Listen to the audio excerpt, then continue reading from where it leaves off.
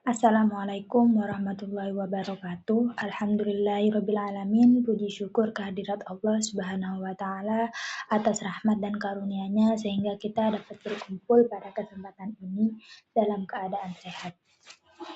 Yang saya hormati Bapak Fikri Farihin MPDI selaku dosen pengampu mata kuliah Ilmu Kalam serta teman-teman mahasiswa Fakultas Tarbiyah Program Studi Pendidikan Anak Usia Dini Universitas Kyai Haji Ahmad Muzaki Syah yang saya banggakan. Perkenalkan, nama saya Sofiana dengan NIM 250964806. Pada kesempatan kali ini, saya akan mempresentasikan materi yang berjudul Perbandingan Antar Aliran Teologi. Demikian pembukaan dari saya, semoga presentasi ini dapat bermanfaat bagi kita semua. Perkembangan pemikiran Islam pada masa klasik tidak terlepas dari munculnya berbagai aliran atau mazhab dalam bidang teologi atau ilmu kalam. Perbedaan pandangan tersebut terlihat jelas dan dalam masalah-masalah pokok seperti masalah politik, status orang yang berbuat dosa besar, definisi iman, serta hubungan antara kehendak Tuhan dan kebebasan manusia. Konflik ini memicu perpecahan menjadi berbagai kelompok, seperti Khawarij dan Syiah. Beberapa aliran yang terkenal pada masa klasik antara lain Khawarij, Murji'ah, Mu'tazilah, Asy'ariyah, dan Maturidiyah. Pelaku dosa besar menurut antar aliran teologi: Khawarij, Mu'tazilah, Murji'ah, Ahlussunnah wal Jamaah. Konsep iman. Iman tasdik, pembenaran hati. Menurut konsep ini, iman semata-mata adalah urusan hati, bukan terlihat dari luar. Jika seseorang sudah tasdik akan adanya Allah Subhanahu wa Ta'ala, maka ia sudah disebut telah beriman, sekalipun perbuatannya belum sesuai dengan tuntunan ajaran agama. Yang nomor 2 yaitu iman ikrar, ucapan lisan. Menurut konsep ini, iman yaitu pengucapan syahadat atau pernyataan keimanan dengan lisan. Yang nomor 3 yaitu iman amal atau perbuatan. Menurut konsep ini, antara iman dan perbuatan manusia terdapat keterkaitan karena keimanan seseorang ditentukan pada amal perbuatannya. Iman menurut antar aliran teologi. Yang pertama, konsep keimanan menurut aliran Khawarij. Iman tidak hanya keyakinan batin atau akidah, tetapi wajib diwujudkan dalam ucapan dan amal. Kelompok Khawarij menekankan bahwa iman meliputi keyakinan batin dan manifestasi nyata melalui perkataan dan perbuatan.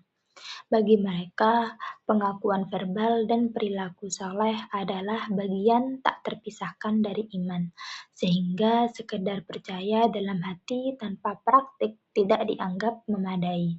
Ini berarti penekanan kuat pada amal sebagai indikator iman. Yang nomor 2 yaitu konsep iman menurut Murji'ah. Sekte Murji'ah ada 2, yakni Murji'ah ekstrim dan Murji'ah moderat. Menurut Murji'ah ekstrim, iman itu ada sepenuhnya di dalam hati. Seseorang dianggap beriman penuh meski secara lisan ia menyatakan kekufuran atau secara fisik menyembah berhala selama hatinya tetap yakin Tuhan. Dosa besar dianggap tidak berpengaruh sedikit pun terhadap iman. Yang nomor 3, konsep iman menurut Mu'tazilah. Mu'tazilah memandang iman bukan hanya sekedar pengakuan hati, melainkan perpaduan antara membenarkan dengan hati, mengucapkan dengan lisan, dan mengerjakan dengan perbuatan. Nah, kalau yang nomor 4 ini konsep iman menurut Ahlussunnah wal Jamaah. Ahlussunnah wal Jamaah menekankan bahwa iman adalah tasdik atau pembenaran terhadap keberadaan Tuhan dan risalahnya. Pelaku dosa besar dianggap telah mengurangi keimanan mereka, namun tidak kehilangan iman sepenuhnya selama tidak menghalalkan dosa tersebut. Bukan aswaja menolak pandangan Khawarij yang mengkafirkan pelaku dosa besar. Konsep kufur, kufur besar. Kufur besar bisa mengeluarkan seseorang dari agama Islam.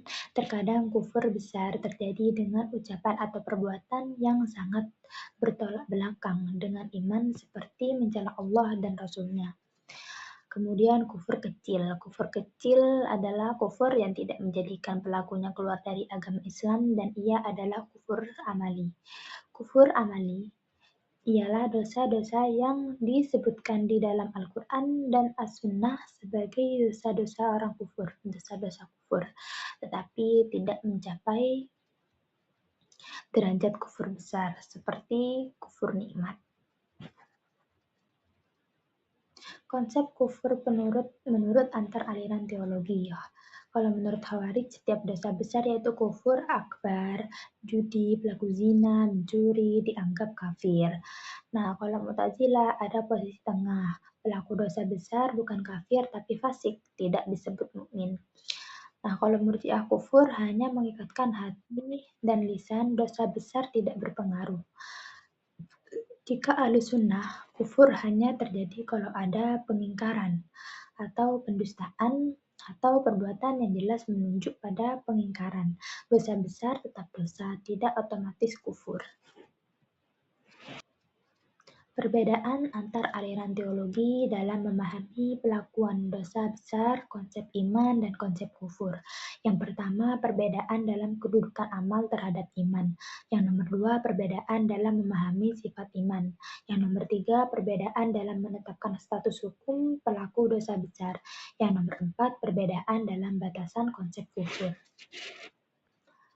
Kesimpulannya, terdapat keterkaitan yang erat dan saling memengaruhi antara ketiga topik tersebut, di mana perbuatan dosa besar akan dinilai dan dipahami berdasarkan kerangka pengertian iman dan kafir yang telah disusun, sehingga perdebatan mengenai apakah pelaku dosa besar masih beriman atau tidak dapat dipisahkan dari definisi iman yang dianut oleh setiap aliran, dan begitu pula pemahaman tentang apa yang menyebabkan seseorang dikatakan kafir akan memengaruhi cara memandang perbuatan dan status orang yang melanggar ajaran agama.